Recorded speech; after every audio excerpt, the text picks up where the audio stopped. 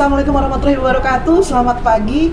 Bersama saya Indra Setiawati di sini. Kita jumpa lagi kawan pajak di acara bincang-bincang dengan tokoh terkenal kita di lingkungan Kanwil Jakarta Selatan 2. Kebetulan pagi ini sangat istimewa. Kenapa istimewa? Karena kita tapping di tempat yang luar biasa, di mana Business Development Service sedang dilaksanakan di KPP Jakarta Pasar Minggu, KPP Jakarta Jagakarsa, dan KPP Pratama Jakarta Cilandak. Dan tamu kita pagi hari ini tentunya bersama saya sudah hadir. Di sebelah saya seorang Haikal Kamil, konten kreator, pengusaha muda, dan yang pasti punya brand yang mengglobal. Dan kita akan temui sebentar lagi setelah yang satu ini.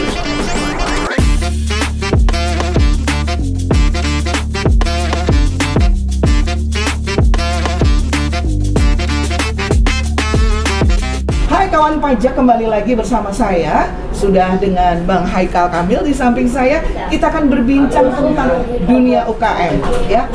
Suaranya agak berisik nih Bang Haikal. Iya, kita berada langsung di tempat pelayanan terpadu. Betul. TPT, di mana wajib pajak melakukan pembayaran pelaporan. Betul. Melakukan administrasi perpajakan. Saya biasanya di situ tuh lagi nungguin antrian. Oh gitu, seru ya. Jadi kita langsung ini tappingnya. Jadi yang ingin saya tanyakan Bang Haikal, iya, Miss. Ini kan luar biasa ya. Tadi sebagai pengisi acara di acara BDS, Business Development Service, Bang Haikal sudah menyampaikan banyak hal terkait bagaimana sih membangun sebuah bisnis ya, membangun sebuah brand. Nah ini supaya bisa diketahui oleh masyarakat luas, terutama kawan pajak yang lainnya, bukan yang tadi ikut BDS saja. Iya. Saya ingin menanyakan, ada beberapa pertanyaan ya Bang Haikal. Siap, Miss Indra. Saya langsung jawab. Bagaimana sih membangun brand dan bisa mempengaruhi market global nih Bang? Nah, bangun brand, Miss, ini bukan perkara mudah ya, karena kawan pajak juga tahu kalau sekarang ini udah ada ratusan bahkan ribuan atau bahkan jutaan brand di luar sana yang siap mempromosikan. Apalagi kalau misalnya di bidang aku, di bidang halal lifestyle, fokusnya di bidang modest fashion, itu ada banyak sekali pemain dan riset bahkan membuktikan 70% brand tuh gagal. Brand itu banyak yang nggak berhasil. Hanya 30% yang bisa sustain. Nah, kalau aku lihat, Miss, sama kawan pajak ya, salah satu kunci kalau misalnya brand itu mau berhasil, pertama brand itu harus punya value. Value? Betul. Value-nya apa yang mau diangkat? Misal kayak brand yang aku kelola, ini brand yang aku pakai sendiri namanya ZM Zaskia Meka. Apa? Mungkin kawan pajak pengen tahu mau juga. Mau dong, boleh sekali promosi, Miss ya. Silakan. Brandnya adalah beberapa ada. Ini yang aku pakai ZM Zaskia Meka. ZM Zaskia Meka, kakak sendiri. Betul. Dong, ya? Atau singkatnya kita sebut ZM. Jadi brand ZM ini kita coba ngangkat value tentang gimana cara kita bangga untuk menjadi orang Indonesia dan tidak melupakan juga identitas kita sebagai seorang Muslim. Jadi kita coba mengangkat root culture-nya kita. Kayak misalnya yang baju aku pakai, aku angkat itu ceritanya tentang keindahan bawah laut dari Derawan. Pantesan yang aku lihat tadi, ini kayak ada karang-karang gitu ya. Betul, Miss. Ada karang, ada ubur-ubur, ada apa nih, starfish. Jadi banyak yang kita angkat gitu. Jadi ketika ada nilai yang tadinya orang berpikir, oh ini tuh nilainya hanya 10 gitu. Tapi ketika kita masukin cerita, Miss, akhirnya orang tuh mengangkat, oh ini tuh bisa nilainya jadi 30 gitu. Sehingga akhirnya orang mau membayar lebih untuk satu produk yang sama gitu. Itu yang pertama ketika membangun brand. Yang kedua, juga perlu untuk konsisten. Jadi ulang dulu supaya kawan pajak tahu. Yang pertama tadi value, yang kedua konsistensi. Ini yang paling sulit, Miss, karena biasanya kita, kalau aku lihat nih ya, teman-teman kawan pajak atau aku juga nih sebagai pengusaha, kadang-kadang tuh kayak, aduh gue capek banget nih kagak ada hasilnya gitu ya. Ini kok udah 3 bulan gue lakuin begini-gini aja ya, yang ada duit gue habis gitu. Nah, yang kita perlu tahu, bikin sebuah brand, bikin sebuah bisnis itu nggak ada yang namanya instan. Hanya sedikit orang yang bisa berhasil dalam waktu singkat. Lebih banyak yang lama, stuck gitu ya, stuck dan bertahan. Udah bosan deh, udah cukup berhenti gitu. Nah, tapi kalau menurut pandangan aku, kita harus tahu kapan kita harus menyatakan berhenti dan kapan kita harus menyatakan kita harus terus lanjut. Dan toleransi kita tuh kita harus ukur gitu. Dan kita harus punya daya juang yang tinggi ketika kita melakukan perjuangan. Kayak aku ketika bangun brand sendiri, aku 3 tahun juga nggak digaji. Karena aku kemarin punya tabungan dari syuting gitu kan. Udah pakai dari tabungan syuting dulu, tapi aku nggak digaji nih sama bisnis ini. Tapi lama-lama bisa digaji nih, walaupun cuma sedikit memantaskan diri digaji.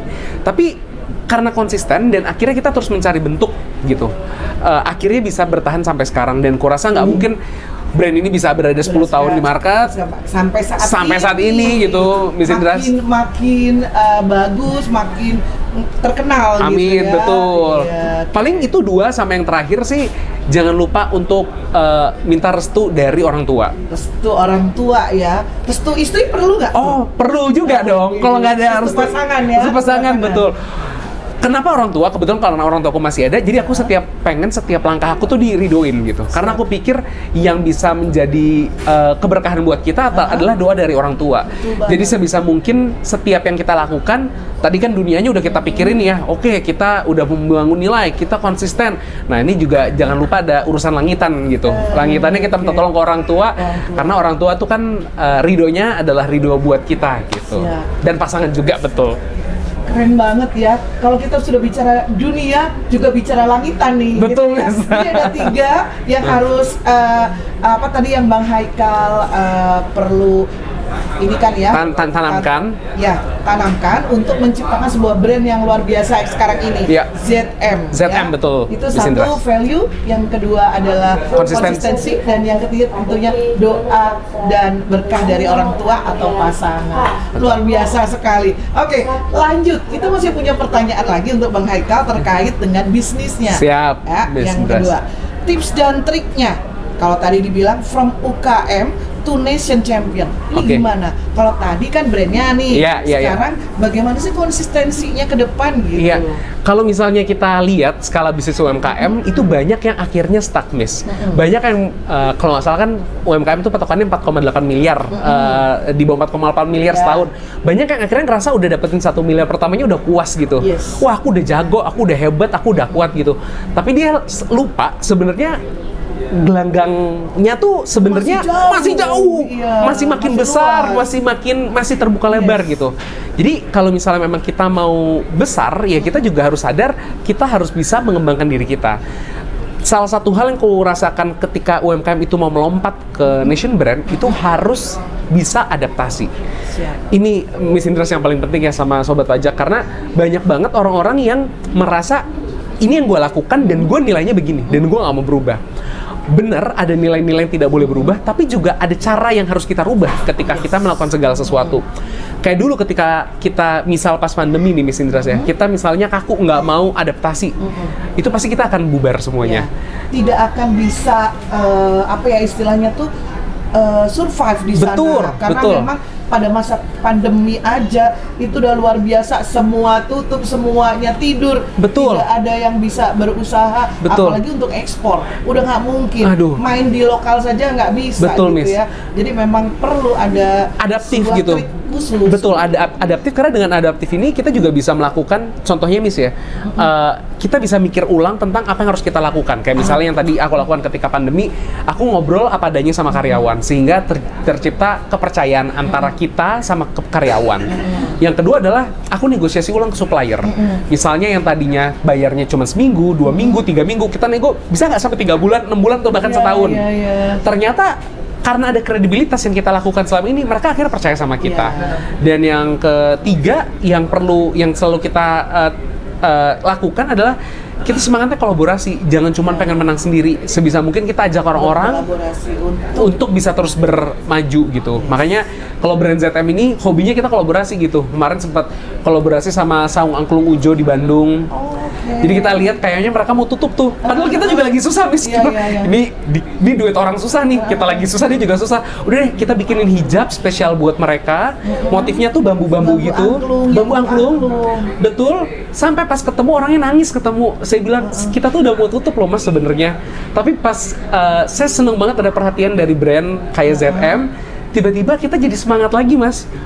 Padahal saya bilang, pasti juga nggak seberapa, bukan itu Mas yang dibutuhkan, bukan rupiahnya, tapi saya seneng ada semangat untuk kolaborasinya. Jadi itu yang kadang-kadang kita suka lupa tuh Miss ya. Kadang-kadang ini semua bukan sekedar material, tapi ketika mau menjadi national champion itu ada nilai atau perjuangan yang harus kita gerakan gitu. Apalagi terutama tadi seperti yang disebutkan Bang Haikal, ternyata Bang Haikal pun kita udah sempoyongan pun kita berusaha untuk melihat ada loh ini sebuah nilai-nilai budaya yang bisa diangkat. Iya. Misalnya sama-sama lagi sempoyongan, Mak Ujo sempoyong, ZM sempoyongan, Bang Haikal sempoyongan, tiba-tiba keluar ide baru.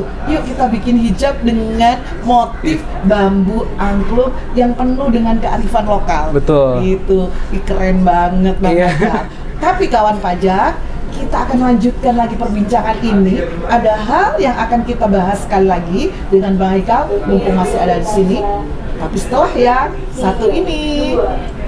Pedro, Pedro, Pedro, Pedro, Pedro, praticamente il meglio di Santa Fe. Pedro, Pedro, Pedro, Pedro, fidati di me.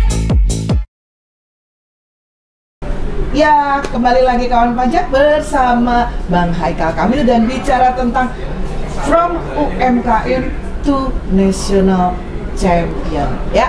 Dan di segmen yang sekarang ini saya ingin bertanya ke Bang Haikal, kalau kita punya brand besar dengan value yang ada, gitu ya, apakah butuh pendidikan khusus? Nah, kebetulan teman-teman UKM ini kan latar belakangnya berbeda-beda. Ada yang malah sekolahnya seni, ada yang malah hanya sekolah sampai SMA, mungkin dengan SMP. Tapi karena ini masalah rezeki ya, masalah berkah. Nih, ada aja. Nah, ini saya ingin tanyakan ke Bang Haikal. Wah, aku gimana Bang Haikal? Punya latar belakang bisnis kah sampai bisa seperti sekarang ini? Kalau aku kebetulan dari keluarga, backgroundnya mama papa tuh seorang pengusaha. Yes. Jadi backgroundnya mungkin entrepreneur ya? Entrepreneur, tapi aku ceritain dulu, mungkin dari 10 usaha yang dijalankan, 8 itu gagal, Miss. Siap. Sehingga ketika itu terjadi, Miss Indras, aku tuh ngerasa kayaknya saya tuh harus belajar. Karena kalau enggak, saya takut melakukan kesalahan apa yang orang tua saya lakukan dulu, gitu. Akhirnya saya memutuskan untuk kuliah. Waktu itu kuliahnya ngambil ekonomi di BINUS Internasional. Jadi punya background pendidikan di bidang manajemen. Ekonomi dan manajemen. Tapi memang kalau menurut pandangan aku, itu bisa membantu aku mengerti fondasinya. Yes. Tapi ketika ada di lapangan, oh, itu semuanya berbeda. Gitu ya. Karena semuanya tergantung di masyarakatnya ya. Betul. Penerimaan masyarakat terhadap brand kita gitu. Karena ternyata ketika kita menjalankan bisnis, Miss ya, yang paling penting itu adalah faktor humanisme. Yes. Bagaimana cara kita bisa bernegosiasi? Bagaimana cara kita bisa menemukan sebuah peluang? Siap. Bagaimana caranya kita bisa memasarkan tanpa merendahkan? Bagaimana caranya kita bisa diterima? Ini nilai-nilai ini kalau menurut aku memang diajarkan secara prinsip, tapi secara eksekusinya itu banyak hal-hal yang nggak diajarkan. Jadi kita sebenarnya banyak banget, kalau aku percaya kita juga street smart tuh perlu ya, belajar di lapangan, ngobrol sama ngobrol sama Miss Indras gini, ketemu sama teman-teman di pajak gitu kan. Jadi akhirnya jadi lebih tahu, oh sebenarnya apa yang harus kita lakukan dan bagaimana. Jadi kalau dibilang perlu pendidikan atau enggak, ya aku percaya pendidikan perlu untuk jadi fondasi. Tapi kalaupun tidak ada, enggak masalah, karena bisa juga mempelajari dari banyak informasi saat ini. Dan yang paling penting networking sih, Miss. Ya, kayak pertama sih memang network. Jadi wajib pajak pun juga perlu network ya. Betul. Lagi nunggu TPT ngobrol-ngobrol, ternyata yang ini butuh ini, yang ini butuh ini, kita ngobrol jadi bisa kita supply misalnya. Butuh apa Pak? Oh butuh ini. Oh siap saya ada nih gitu. Jadi kadang-kadang saya sampai keinget ya, misalnya ketika saya bikin baju ini juga awalnya nggak sengaja, karena waktu itu tadi sempat saya ceritain juga, ini waktu itu karena sekolah saya pingin bikin prom night, nggak punya uang, akhirnya anak kelas 1 suruh jualan baju. Saya nggak punya background fashion, nggak ngerti, tiba-tiba suruh jualan baju. Jadi itulah perkenalan saya pertama sama fashion. Begitu. Jadi kurasa banyak juga orang-orang yang sebenarnya kejebak awalnya, tapi ternyata tuh bisa menjadi jalan rezekinya mereka ke depannya. Jebakan yang nikmat. Jebakan yang nikmat. Gitu ya. Jadi akhirnya berkecimpung di sana, menggeluti dunia fashion. Dan yang pasti fashion syar'i ini memang di Indonesia sudah terkenal di dunia bahwa kita katanya 75% penyedia fashion Muslim ini memang dari Indonesia. Betul nggak itu? Nah, jadi gini, dari pasar di Indonesia, Miss ya, Indonesia ini pasar luas banget. Sebagai gambaran, hijab itu kebutuhannya, pernah ada riset, kebutuhannya setahun itu sama dengan 1,6 miliar pieces. 1,6 miliar pieces per tahun. Itu banyak banget kan, 1,6 miliar pieces. Tapi sayangnya, ternyata 75%-nya itu masih impor. Oke, dari mana tuh? Mungkin dari Tiongkok rata-rata. Jadi ini memang menjadi tantangan buat kita. Karena kalau misalnya kita lihat, kita ini termasuk top 5 untuk konsumen fashion Ya. muslim dunia. Yes. Tapi kalau produsen, top 10 juga nggak masuk. Oh gitu. Betul. Jadi Masih kita- kalah jauh dengan yang lain. Makanya Betul. sebenarnya ini memang ada sebuah sebuah tantangan, challenge gitu Betul. ya buat pengusaha-pengusaha fashion di Oh. dalam negeri untuk berkembang di dalam negeri sendiri gitu. Betul, ya. jadi aku juga mengharapkan ketika kita pengusaha lokal sebisa mungkin pakai sourcing materialnya lokal. Ya. Karena kan yang membangun sebuah industri itu sebenarnya kita sebagai seorang pengusaha, kita kan penggerak ekonomi ya. Ya. Jadi kita juga harus bisa berpikir multiplier effect yang pas kita lakukan gitu. Yes. Kita dealing sama penjahit A, kita dealing sama tukang kain A, ternyata di sana ada 100 orang yang kerja, 100 orang yang kerja punya istri, punya anak. Iya. Jadi ternyata kita nggak sadar kita mungkin cuma mengeluarkan uang 10 juta, tapi itu ternyata bisa menghidupi berapa ribu orang Ribu gitu. orang dan bisa memenuhi kebutuhan sekian ribu orang Betul. lagi. Luar biasa kawan pajak. Nah, yang terakhir yang ingin saya tanyakan Iya, ke Miss. Bang Haikal. Ini kan Bang Haikal sudah terdaftar di KPP Pratama Cilanda. Betul. Dan saya ingin tahu dong, kami yang di sini ingin tahu Ah. gimana sih pelayanan Oh. yang dirasakan selama ini? Pertama, kalau dapat surat dari kantor pajak itu awalnya pasti deg-degan. Deg-degan, surat Ini cinta, apa? ya. Ini surat cinta apa lagi? Kesalahan apa yang saya lakukan gitu ya? Nah, Baca dulu. Ternyata perlu penjelasan. Siap. Rata-rata tuh menanyakan penjelasan tentang Ya. atas transaksi ini ada apa gitu. betul. Dan kalau aku punya prinsip, lebih baik kita menghadapi itu sendiri. Jadi ketika waktu itu dipanggil, aku tuh lebih seneng datang sendiri. Oke. Datang mendengarkan, karena menurut aku ya yang tahu ini kan saya. Jadi harusnya saya pun juga tahu solusinya apa gitu. Kalau menurut nanti biasanya dari orang pajaknya akan menjelaskan AR-nya. aturannya tuh begini Pak. Oh begitu, saya tuh nggak tahu loh Mbak, ada aturannya begini-gini. Oh iya Pak, aturannya begini. Ya udah Mbak, ini kedepannya kami coba perbaikin ya gitu. Jadi dengan beberapa kali surat menyurat ketemu, dan aku rasa juga akhirnya pajak itu juga makin lama makin profesional ya. Siap. Karena waktu itu juga aku sempat dapat ada pemeriksaan, pas diperiksa yang aku kaget, kan aku pikir wah ini apakah ada jalur belakang apa gimana gitu kan. Tiba-tiba di awal ketemu gini, Mas ini ada surat ya, fakta integritas menyatakan kita tidak bisa menerima apapun dari Mas. Saya bilang wah saya seneng yang begini, Keren, transparan. karena jadinya jelas aturan Ya. mainnya. Jangan tiba-tiba ngomong di belakang kan, Mas saya kecil-kecil aja jadi segini. Saya seneng, jadi pas saya tanda tangan, Pak ini bener begini. Iya gini aja Mas, jadi kita ikutin aja Mas, tolong provide dokumennya, nanti kita bisa ini. Saya ngerasa, saya bilang, oh oke, ini menurut saya spirit Indonesia baru ya, yang akhirnya pajak berbenah karena banyak isu di luaran sana, tapi pajak berbenah sekarang akhirnya bener-bener mencoba untuk tidak mau gratifikasi, dan kita sebagai wajib pajak pun enak gitu. Oh aturan mainnya tuh begini, Terbuka dan fair gitu ya. jadi lebih clear buat kita ya. Jadi kita juga nggak takut-takut ini harus begini, ini harus begini. Jadi ya udah, apa yang memang ditemukan itulah yang menjadi bahan buat kita diskusi. Dan belum tentu juga ya Miss ya, ketika pelajaran aku belum tentu juga semuanya tuh harus diikutin angkanya. Kadang kita bisa memberikan pembuktian terbalik. Oh ternyata ini perhitungannya double, ini udah pernah dipotong. Oh nggak apa-apa gitu. Dan aku ngerasa semuanya juga terbuka. Nggak orang kalau aku rasa orang pajak juga nggak, wah gue paling bener, nggak juga sih. Pasti juga dia mau dengerin kan kita ngejalanin gitu. Jadi ya pasti kawan pajak, Bang Haikal sudah merasakan bahwa pelayanan kita sudah berubah, dan tentunya kita minta dukungan penuh dari kawan pajak semua yang ada di seluruh Indonesia. Dukung kami untuk anti korupsi Betul. dan tolak gratifikasi. Jadi kawan pajak, itu tadi perbincangan kami dengan Bang Haikal Kamil selaku pemilik brand ZM, Yes. from UMKM to global market, to global champion. Dan tadi sudah dijelaskan ada 3 hal yang penting dalam membangun brand dan menjaganya. Apa saja Bang? Yang pertama value, yang kedua konsistensi, yang ketiga doa dan ridho dari orang tua dan pasangan. Siap. Jadi kami tetap minta konsistensi dari para kawan pajak untuk dukung kami di Direktorat Jenderal Pajak. Karena apa? Pajak kuat, APBN sehat, Indonesia sejahtera. Terima kasih, salam.